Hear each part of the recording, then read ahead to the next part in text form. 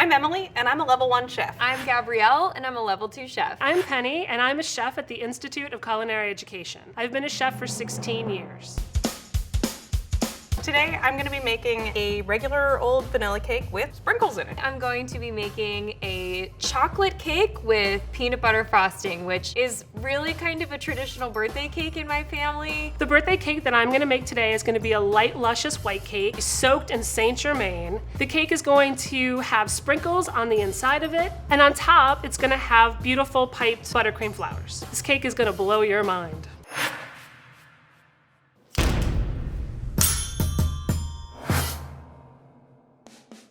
Normally, I would use a box mix. They're good, but I hear it's a very special day. It is Epicurious's birthday! So I'm making one from scratch. If you're gonna have a birthday cake, like, you just gotta go for it. So the first thing I'm gonna do is mix together my dry ingredients. Flour, baking powder, and salt.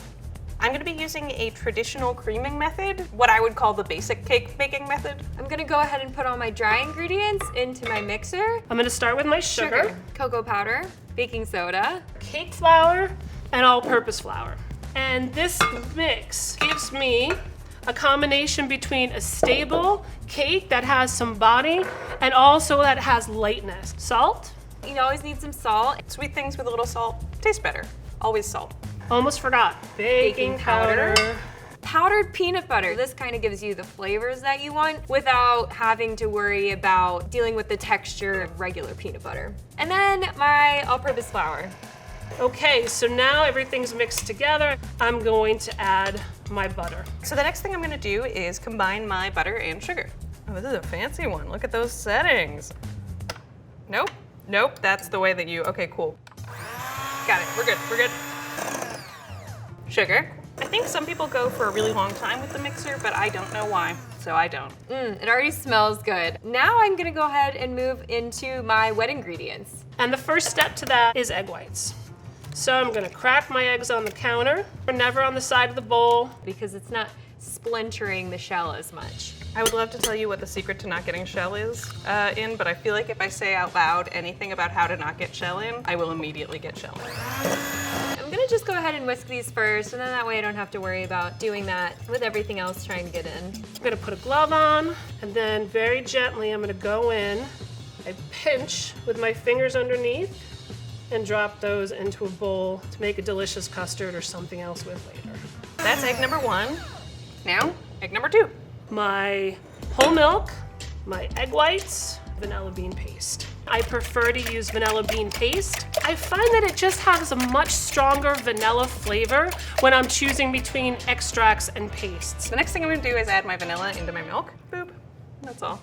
So I have my vegetable oil, that's gonna make it nice and moist. And then my buttermilk, which is the key ingredient here, because the buttermilk is what really gives it that richness and that moisture. I'm gonna alternate adding my flour mixture and my milk mixture. And I'm gonna start slow so I don't wear all the flour. You just have to kind of work with it and ease things in. I'm just reading the internet and doing what I'm told.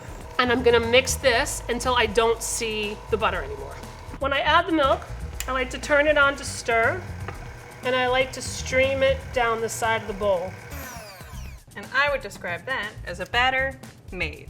Now I have my hot water, and I'm gonna pour it in really slowly because I don't want it to accidentally cook the eggs that I have in here. Slowly start to add my wet ingredients in. My batter is made, except I need my sprinkles. So I'm just gonna gently fold these in, because if I beat these in, this will just be a brown mess instead of a beautiful rainbow of cake. This is looking really smooth, and that's what I'm kind of looking for. I'm not looking for anything specific in terms of the look of the batter. It's really more just letting it go for 2 solid minutes after the addition of each section of the milk. Okay, so I like to bake my cake in individual layers. When you bake it in thinner layers, you just get a better bake because it doesn't spend as long in the oven, so it doesn't dry out as much. It might not seem even, but it's a superpower. It's even.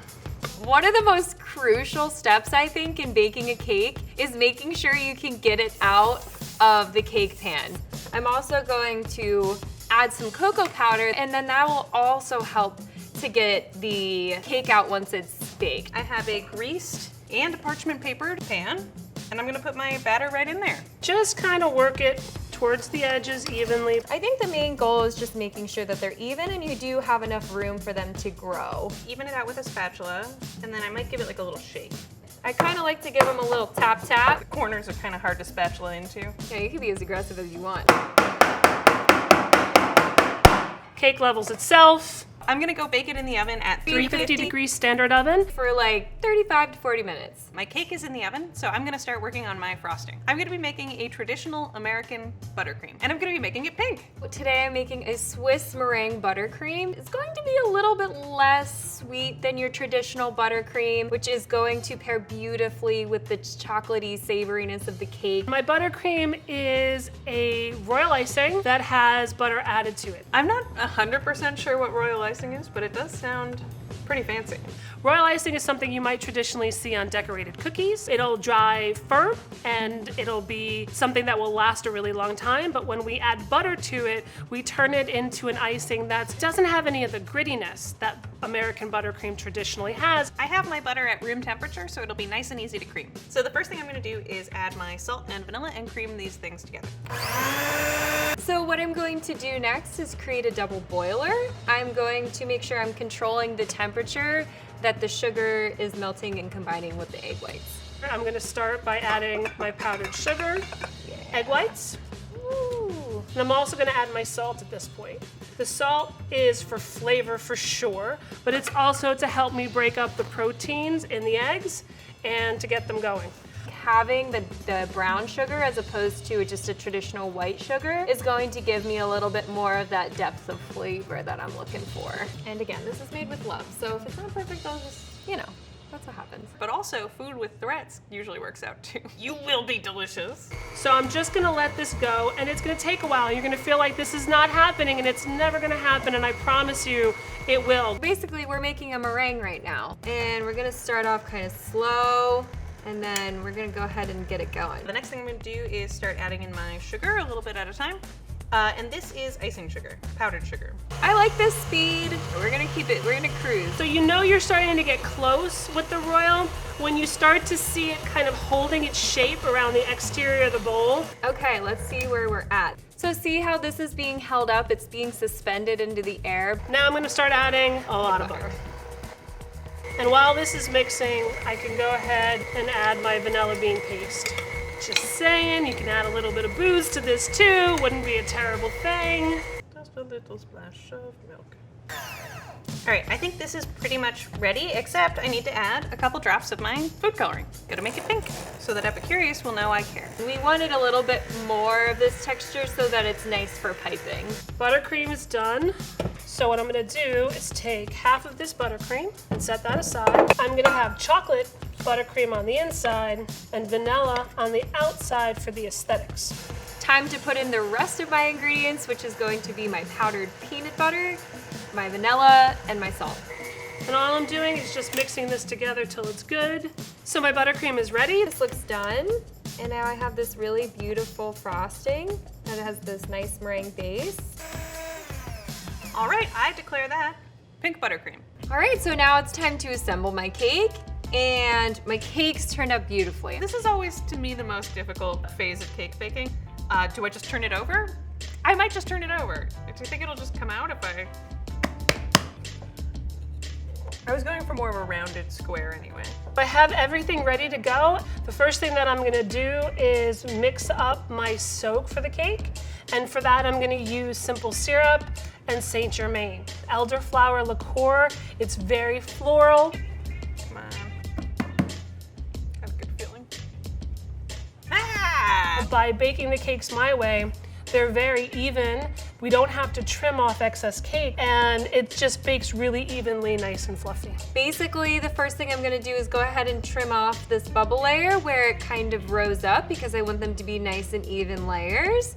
Gorgeous, look at that. So my cake is a surprise inside cake, which means that when you cut into it, you get an explosion of something, and in this case, it's our really pretty fancy golden sprinkles. I have 4 layers of cake, one of which will not be tampered with at all, but the other 3 are gonna have a hole punched out of the center. Gently, gently. Ta-da! Look at that, it's like I've done it before. Okay, you pink buttercream, let's go. So, technique might be like a strong word for how I frost things. It's more of a dump and spread. I'm gonna just get a nice big dollop of this, put it in the middle. I'm gonna just go ahead and start working it toward the edges. One cake layer goes down, turn it upside down. I always turn it upside down because this part of the cake was the part that was in touch with the parchment. It's always even, it's always flat, and it's got the more porous texture. Cold cake, warm syrup. If the syrup and the cake are both cold, it's not going to sink in. Now I'm going to go ahead and take my frosting and start just applying it to the outside. I'm going to make my what's called a crumb coat. I like the idea of it being a little bit more rustic. I'm gonna go ahead and start creating this crumb layer look. It's visible on the bottom, and so I'm gonna try and make that a little bit more visible on the top layer as well. And by the way, this is how you hold an offset spatula, not like this. It was meant to be like this, so it moves your hand away from the cake. This is gonna come as a shock to a lot of people, but I'm not really the best at frosting cakes. Now layer 2 goes over, and we repeat this process. And again, turn the turntable, and let it do the work for me. One more time. And my sprinkles, I'm gonna lie down delicately in the center. I'm gonna pick it up, and then fill the center of my cake with sprinkles. Frosting a cake, it's like a Bob Ross painting, you know? Like, there are no mistakes, just happy little accidents. And my final cake will go on top. Saint Germain sugar syrup. I'm gonna try to put as much icing on top as I think I need to crumb coat the whole cake. Don't be afraid to be the boss of your cake. So this is gonna hang out in the freezer for about 15 minutes. It's gonna get nice and stable for me, so I'll be able to put my next coat of icing on and it won't move around. Thin layer on the sides. But a little bit more icing this time. Pile it up pretty high on top. This time though, I want a thicker coating. And it's gonna look a little varied, but that's sort of the look I'm going for. I'm not trying to make it look perfect. Perfection is for level 3. Now I switch tools. It's flexible, and I just leave that here, and I spin my turntable, and it totally smooths itself. I don't have to work that hard. Same thing here, up against the side of the cake, and spin the cake. I'll have this really cute swirl in the middle. You know, if you don't leave a little bit of cake showing, people aren't gonna know that there's sprinkles inside, and that's really important. Now, my final touch to this cake is gonna be to add a bunch of edible glitter. There's my cake, ready for its final decoration. It's time to move beyond what you see and make it beautiful. My Mona Lisa. I have some of the frosting, and I have some chocolate that we're gonna shave on top. Fancy. I can practice what it's gonna look like. Ooh, I like that. Let's start out with everybody's favorite rose. What if it's like this? Is this pretty? When you're decorating a cake, it's good to have flowers of different sizes. It adds visual interest, but it also helps you when you have little nooks and crannies where you need to hide something. I'm not doing any of those things. I'm gonna just try writing Happy Birthday Epicurious on here with a gel writing pen and then putting a bunch of sprinkles everywhere. Because I'm basically a child. That's kind of big. That's okay. It's fun. And I'm gonna pipe a mound of icing. It's gonna help me get some height. So I'm gonna start with my biggest flower, which is my hero flower. Wow, that is really not how you write a P. Some of my little flowers go in my nooks and crannies, and I'll add a few vines. This is level 1 flowers. I think for me, just using the star tip and sort of making these little ruffly roses is just all I need. Don't be afraid to overlap. Cute, how cute. I'm very happy with that. As you can see, I was obviously an art major in school. I think that using a dark chocolate bar is gonna bring out those flavors really nicely. Okay, cool. I think that's a perfect birthday cake and I have no questions. I'm just gonna add some sprinkles all over it now. And that's it. How do I know when it's done? It's done. And this is my birthday cake. And this is my birthday cake. And this is a Penny Stankiewicz birthday cake.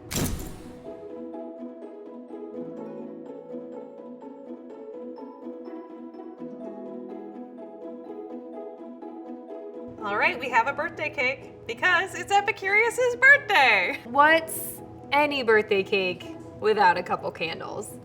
Happy birthday, Epicurious. Happy birthday! Happy birthday.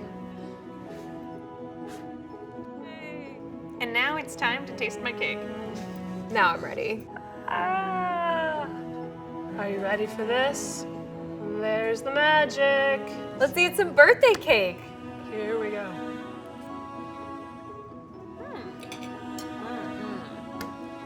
Wow. I think that's mighty fine. The cake is really moist. It's really nice and rich and chocolatey. And I feel like the peanut butter frosting is just so light and airy and fluffy and silky. The buttercream is like delicious. It's got just the right amount of salt. And I mean, look at those sprinkles. How could you say no to that? It's delicious, it's bright, it's light. The cake being a white cake makes the chocolate stand out even more. The Saint Germain has soaked in and has added this floraliness, and it just tastes like joy. That's as good as my wedding cake. Of course, my wedding cake also came from a grocery store, but. Birthday cake says celebration like no other dessert. Let's see how each of our 3 chefs made theirs. Emily made her vanilla birthday cake using a traditional creaming method. What I would call the basic cake baking method. She creamed softened butter together with white crystalline sugar. This added volume because the sugar crystals make the pockets in the softened butter, allowing air to enter and lighten the mixture. Eggs are added to emulsify, or hold the sugar and butter together in suspension. This ensures that the batter will hold the additional liquid and flour to make a delicious cake. Emily alternately added her dry and wet ingredients to the creamed mixture. This reduced the amount of mixing of the flour, decreasing gluten formation. Gabrielle used a combination of baking powder and soda. In this case, the baking powder does most of the leavening. The baking soda contributes to the leavening as well, while also neutralizing the acidic ingredients like the buttermilk and cocoa powder. This is a runny, loose batter which will induce lots of steam to assist with leavening during baking and give the cake a higher domed top. Penny used what we call a reverse creaming method for mixing her birthday cake. With this method, softened butter is added directly to the dry flour and sugar mixture with some of the milk and egg mixture to initially moisten the batter. The idea is to coat the gluten proteins in the flour with fat from the butter, which modifies hydration of these proteins and thereby limits gluten development. The texture is like Emily's conventional cake, but slightly more delicate with an ever so spongy quality that really elevates Penny's cake to level 3. It just bakes really evenly, nice and fluffy. Gabrielle made peanut butter Swiss meringue frosting. It's based on whipped egg whites, which contain proteins, some of which are attracted to water and some that are repelled. When you whip them and introduce air, the water-loving proteins cling to the water in the egg white, while the water-repelling proteins cling to the air. With extended whipping, more bubbles surrounded by proteins are formed and it fluffs right up. She mixed her egg whites with brown sugar, which is white sugar coated with molasses, so it has a darker color with a slight minerally tangy flavor profile. Gradually adding the butter in small amounts once the meringue cools is essential. Otherwise, you'll deflate your meringue and get a smooth, sweet, marshmallowy concoction that may taste good, but won't be thick enough to smoothly glide over your cake. It's delicious and silky and smooth. Penny made 2 types of royal icing buttercream for her beautiful level 3 4-tiered birthday cake. I make good cake. Typically, royal icing is a smooth, stiff, and very stable mixture of just egg whites and confectioner sugar. It's so stable because the proteins in the egg whites combine with the sugar and harden quickly, which means timing matters when you're working with royal icing. Penny added luxurious amounts of butter to give it shine and soften the texture a bit. Making a birthday cake is such a happy way to celebrate someone you love, or in this case, something we love. Happy birthday, Epicurious, and may you have many, many more.